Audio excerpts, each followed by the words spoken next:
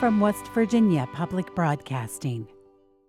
Good afternoon, I'm Beth Vorhees. This is Dateline West Virginia. Supporters of a constitutional amendment that would let Congress ban flag burning will have to do without one senator who voted with them the last time. Democrat Robert. As a colleague at Public Broadcasting, Beth was one of those people that I felt like there was always something you could take away from every project she worked on that could make you better, make the people that were going to succeed her would make them better. One of the first times I ever remember meeting Beth Vorhees was when I was working with Russ McGuire, a TV reporter. We were covering an event that involved an emergency drill and members of the media putting on firefighter gear basically to go into this smoked trailer and to experience that.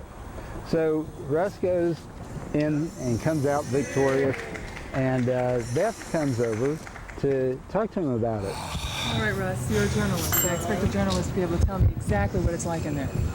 Well, they made it easy on me because I think because of her journalistic prowess, she knew what to ask Russ as a reporter, you know, to get it kind of the adventure of doing this daring thing of putting on this tank and this mask and everything and going through this smoke-filled environment. Well, I guess my first recollections of working with her goes back to the final hours. Lou had been involved in the project 78 or 79 when we did the first one, and he was really the color commentator, and Beth was the anchor or the play-by-play person, if you want to put it in sports terms. Is it public liability issues? Well, the liability of public bodies. Okay. The state of West Virginia enjoys constitutional immunity. The state cannot be sued. I was really clueless as to what was really going on. And if it hadn't been for Lou McManus really pulling me along, I don't know how I would have managed. When you know how it works, it's not as complicated as you think. It's really good. It takes a while to learn the process, Yes, it but does. once you learn, it's like a machine. It works very well. It works a bit with just plain common sense. I mean, everything has an order, and when you go through that order, it works out. And she didn't feel like she was carrying all of it on her own. Didn't make it all about her. And she would go change clothes as soon as they gabbled out, and she was down helping us pull the cables. That impressed a lot of the crew, I think. Let me see. It's 3:10 a.m. We just finished the final night broadcast at 12:30, and it's already 5 after 3. We're just now finishing packing up from the program. TV, so glamorous.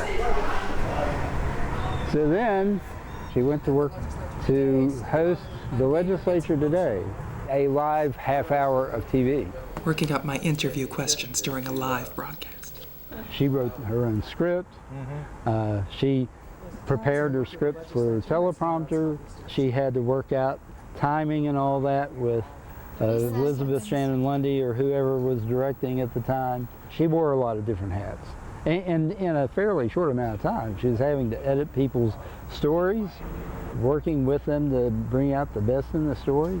It was amazing, really, what she's been able to do. Beth set the standard for the way the program was produced each and every day, and having everybody on the same page so it was presented in the most professional and journalistic way possible, and informative way. And good evening, I'm Beth Vorhees. The Gray Machine Bill is on the move. She never seemed flustered. She always was ready to do the work. She kept in mind that she was working with a group of talented people who had their own strengths that they were bringing to the job. First, in the state Senate, where he has been all session long, Will James. She would depend on them to give her the information that she needed to have the well-rounded picture, but she also knew the questions to ask them to pull out those stories and the deeper meanings of them. She had grown in her talent while she had worked at the Department of Education.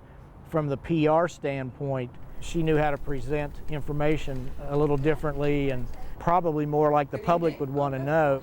Gee, I thought the idea of being a practicing attorney was that you kept this case on for as long as you wanted to so that you could keep billing the people for the hours that you were working on the case, and that's why you weren't time compliant. Well, that's only one side of the equation. That would be the defense lawyers who normally bill by the hour. The plaintiff's lawyers would really want to move the case along, otherwise they don't get their fee. Okay. And she was also trying to keep in mind that she was selling the public broadcasting product. There is more to the judicial system in West Virginia than guilty or not guilty. We need to educate the people on that. Yes, you do. Yes, you do. And this is a great place to do it. Right here, West Virginia Public Television. She was selling the legislative product. We do the Legislature Today, which is a live program about the legislative session, what's going on. But all the while she was keeping front and center the journalistic aspects. First things first, Governor, can we talk about the weather? You've had to call a state of emergency. Yeah, She wanted to present the truthfulness of a subject to the people who are watching. She wanted to be professional and honest with the people she was interviewing, and she was very comfortable in doing it. Sitting here right now, I can't really say that I remember any moment where she wasn't prepared, or if something unknown was thrown at her, she pretty much immediately resolved the situation or figured it out. The governor and the delegates and the senators, she knew what she was talking about, and that was very impressive. You can't fake your way through that. And good evening, I'm Beth Vorhees. Welcome to the premiere of the 20th season of the Legislature Today. She brought confidence to the set, and she delivered confidently to our viewers and listeners. And then she moderated debate. Good evening, I'm Beth Vorhees, and welcome to the final debate on PBS Debate Night. I remember when President Clinton came to give his education address, which was a big deal at the time. It was for the entire nation, but they had selected Clarksburg, Fairmont area to have that event, and Beth anchored that. Beth is very, very versatile. Same-sex bridegrooms or abortions won't bring jobs here, that we all agree. She would represent public broadcasting at events like the Third House that raised money for the Marshall University School of Journalism. And whereas Beth has always been a faithful contributor to the ideas and the skits that materialize out of thin air each year, thanks to the antics of the subjects, now therefore it be it resolved that Beth Vorhees is inducted into the 10th lifetime member of the Third House Hall of Fame. Beth? As I recall, Beth studied drama in college, and I think she was able to use that significantly on the job. And this has been the Legislature Today, and this wraps up our nightly coverage of the state legislature. She had to have a certain presence regardless of what was going on, especially in a live situation. I think she, like you've said, had to have decorum, and she had to keep things organized and orderly. And I think her dramatic training helped prepare her for that. Thank you for this. Thank you to my husband Rick and my daughter Diana, who put up with my legislative preoccupation every year. Thank you very much. Good night. Hi, Beth. Congratulations on retiring.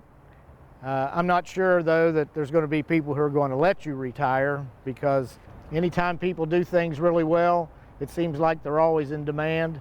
But there is life after the broadcasting gig. That's your outlook. I'm Beth Vorhees. Good night.